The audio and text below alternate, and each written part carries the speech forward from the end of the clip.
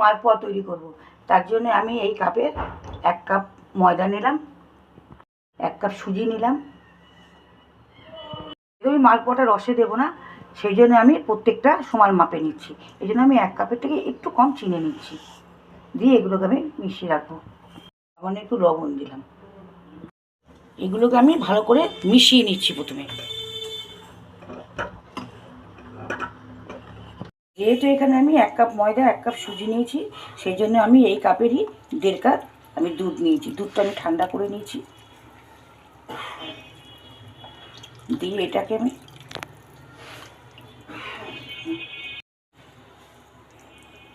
আধ ঘন্টার জন্য রেস্টে রেখে দেবো। কিন্তু সুজি দেওয়া আছে, সুজিটা একটু ফুলবে। আমি এখানে এটাকে আধ ঘন্টার জন্য রেস্টে রেখে দিচ্ছি।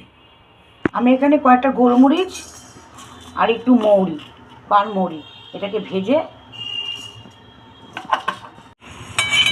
এটাকে তুলে নিচ্ছি, নিয়ে এটা একটু গুঁড়ো করে নেব। এই যে আধ ঘন্টা হয়ে গেছে, আমার সুজিটা অনেকটা ফুলে গেছে। এই এটা আমি গুঁড়ো করে রেখেছিলাম আধ ভাঙা করে, এবার এটার সঙ্গে মিশিয়ে দিচ্ছি। আমি এই ব্যাটারটার মধ্যে 1 চামচ ঘি দিয়ে দিচ্ছি,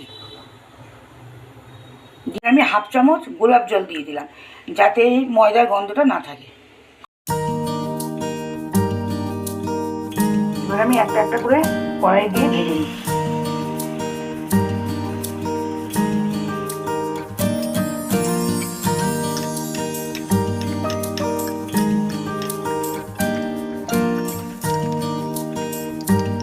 মালপোয়াগুলো কি সুন্দর ফুলে যাচ্ছে।